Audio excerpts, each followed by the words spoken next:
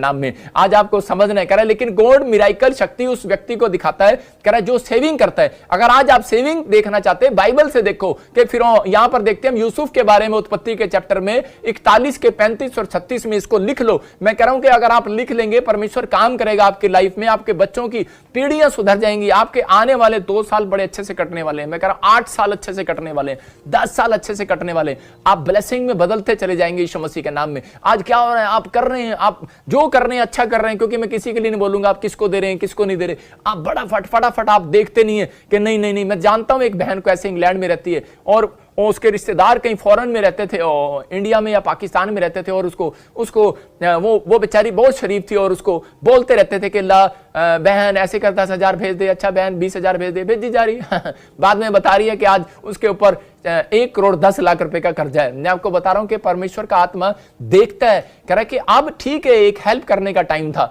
लेकिन एक टाइम जो है कहता है कि आपकी सेविंग का टाइम है, आपके पास है ये सेविंग का टाइम, तो परमेश्वर कर रहा है। देखो यूसुफ के समय में जब अकाल आया, कुछ है सेव कर, उसे कर अपने देश को लोगों को बोलना स्टार्ट कर दिया और उसने उसको सेविंग करना स्टार्ट कर दिया। हम देखते हैं 41 के 35-36 में। हाँ और वे इन अच्छे वर्षों में सब प्रकार की भोजन वस्तु इकट्ठा करें और नगर में भंडार घर भोजन के लिए फिरौन के वश में करके उसकी रक्षा करें। वो भोजन वस्तु अकाल के उन 7 वर्षों के लिए जो मिस्र देश में आएंगे देश का भोजन के लिए रखी रहें, जिससे देश का उस अकाल के सत्यानाश ना हो। देखो यहां क्लियर यूसुफ ने अपने लोगों को बता दिया, कह रहा मिस्री लोगों को बता दिया, बोलता है कह रहा फिरौन को बताया 7 साल जब अकाल के आएंगे, जो दर्शन तू देख रहा है, जो ड्रीम्स तू देख रहा है, उसका मैं तेरे सामने मैं बता रहा हूं। कह रहा लेकिन उससे बचने के लिए कह रहा तुझे क्या करना है, कहता है कि सेव करना है। कहता है कि वो जब प्रॉब्लम्स आएंगी तो कहता है कि आपको सेविंग करना है। कहता है इसलिए कह रहा जो भी कुछ है कह रहा उसको सेव करो। और मिस्री लोग कह रहा उस दिन से अमीर हो गए, फिरौन अमीर हो गया।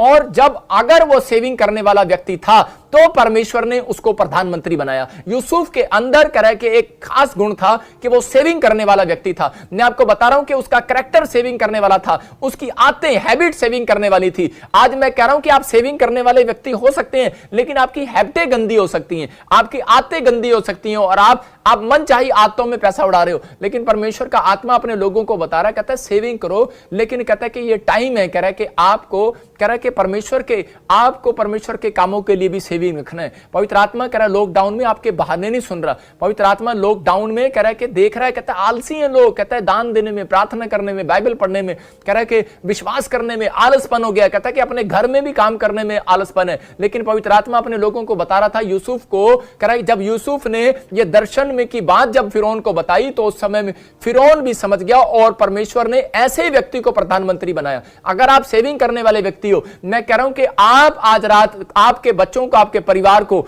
मैं कह रहा हूं झोपड़ी से बंगले में जाने से कोई माई का ला नहीं रोक सकता। आप रिच होने वाले हो, आप ब्लेस होने वाले हो, आपकी आशीषें आने वाली है यीशु मसीह नासरी के नाम में, आप बढ़ोगे आज से। लेकिन कैसे सेविंग को कर सकते हैं हम लिख सकते हैं ये 3 पॉइंट, आप जरूर लिख लो, 4-5 पॉइंट आप लिख सकते हैं कैसे सेविंग को कर सकते हैं। मतलब कि आपको कैसे पता लगे कि हम क्या सेविंग कर रहे हैं। मैं बताता हूं किन चीजों से आपको बचना और सेव होना। कह रहा जितना आप कमाते हैं, जब आपकी सैलरी है, कह रहा जितना आप कमाते हैं उससे कम खर्च करें, नंबर 1। नंबर 2 कह रहा इन चीजों में आपको इन चीजों में आपको अपना दिखावापन, हाँ जिन चीजों में आपको दिखावापन लगता है उसमें कह रहा कि पैसा वेस्ट ना करें, उस चीज को कभी ना खरीदें जिसमें लग रहा है कि यार दिखावापन है। कहते छोड़ यार, मतलब सिर्फ दिखावे के लिए। मैं कह रहा हूं कि जितना आप कमाते हैं उससे कम खर्च करें। दूसरा, जिन चीजों में आपको दिखावा लगे उसको मत खरीदें। एक बार मेरा दोस्त जो है वो वहां पर कह रहा कि वहां लेकर चला गया मुझे मर्सिडीज के शोरूम में और मुझे जाकर बोलता करा भाई साहब, करा पादरी साहब आपका बहुत नाम है और आपके स्टैंडर्ड के हिसाब से तो कह रहा है कि ये वाली गाड़ी अच्छी लगेगी और ये वाली अच्छी लगेगी।